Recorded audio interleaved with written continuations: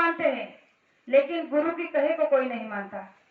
गुरु महाराज ने कहा कि संसार में बहुत लोग हैं जिन्होंने गुरु को कर लिया और बड़े ठाट से कहते हैं कि हम गुरु की मानते हैं, लेकिन आज तक गुरु ने जो कहा है उसे कोई करते हुए नहीं दिखा है।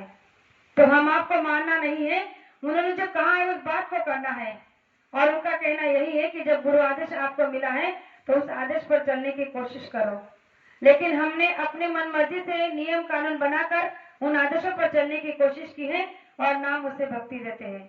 तो प्रेमी और भक्ति नहीं होती है। भक्ति तो केवल और केवल गुरु आदेश का पालन है। और इसीलिए इस पर एक छोटा सा प्रमाण देना चाहती हूँ कि भक्ति कैसे और किस लिए किया जाती है। भक्ति अगर निस्वार्थ हो तो वो हमारा अंदर का जो वैराग्य है उसे जागृत कर देती है।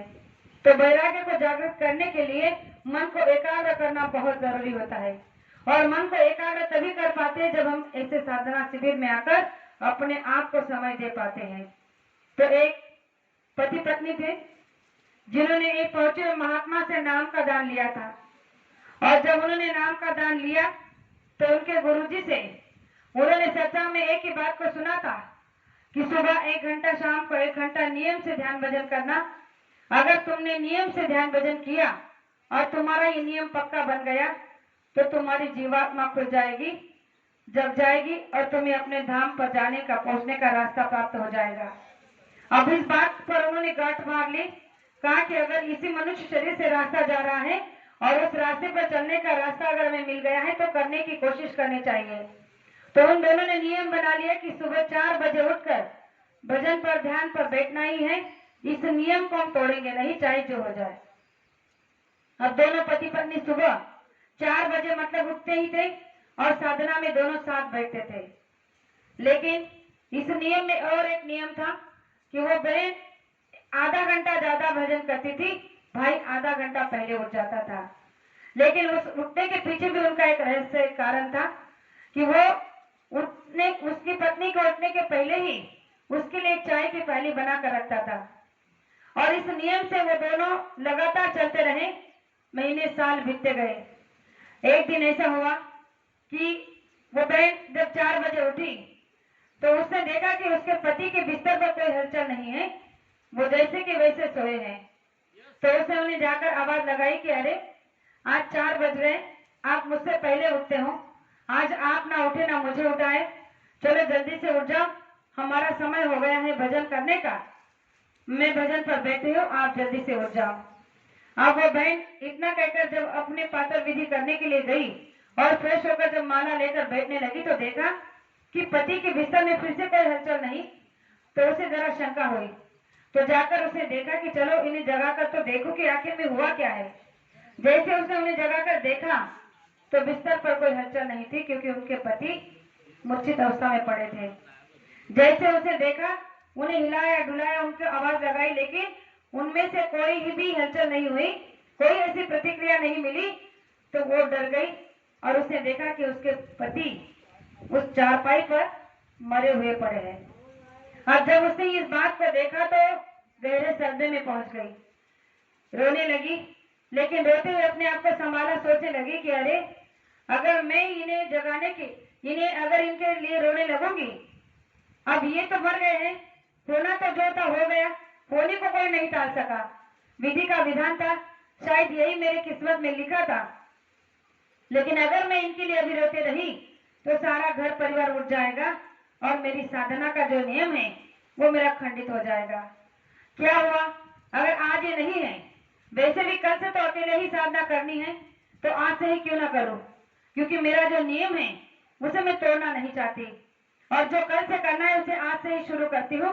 और उसने गुरु महाराज से प्रार्थना की, अपने आंखों के आंसू आंखों में रखकर गुरु महाराज से अरदास की कि हे मालिक, मुझे इतनी शक्ति दो कि मैं इस आदेश का पालन बड़े कट्टरता के साथ कर पाऊं, और जो भी आपने मुझे नियम पर बैठने की शक्ति दी है उस नियम में मैं बैठी रहूं। मेरे अंदर इतनी दुगनी ताकत दो कि आज के बाद मुझे अकेले ये सब कुछ करना है।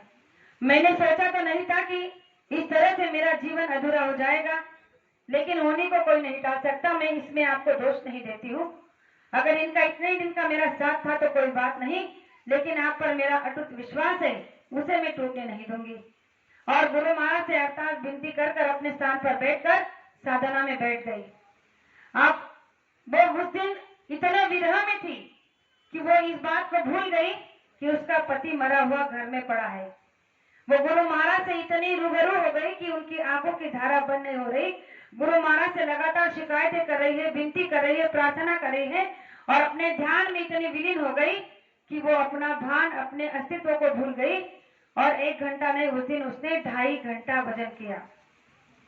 जब 2.5 घंटा भजन किया तो उसे एकदम से होश आया कि अरे मैं तो कब से भजन पर बैठी हूँ और मेरे पति तो मरे हुए हैं, ये बात सबको बतानी भी है।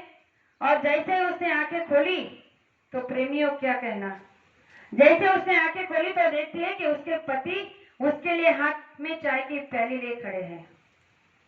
और जब उस दृश्य को उसने देखा तो वो जोर जोर से दहाड़े मारकर रोने लगी। क्यों रोने लगी? इसलिए नहीं कि उसके पति जिंदा हो गए, वो इसलिए रोने लगी कि हे मालिक, तेरे नाम में कितनी शक्ति है, तेरे दिए हुए इस दान में कितनी शक्ति है।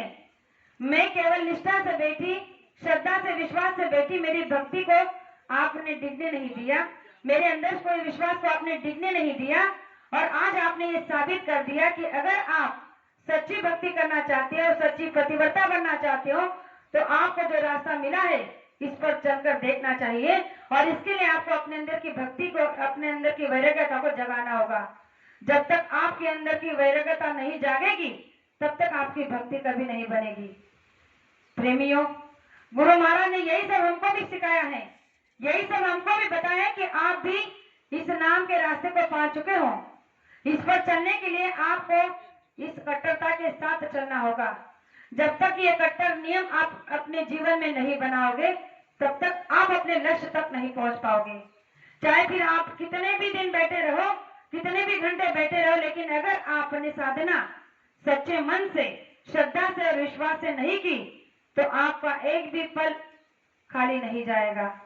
गुरु महाराज ने कहा कि गुरु पर विश्वास करना ही सबसे बड़ी भक्ति होती है। आज हमारे आप में देखो, गुरु पर विश्वास ही नहीं रहा है, इसीलिए तो ये मनमुटाव हो चुका है। हर कोई व्यक्ति विशेष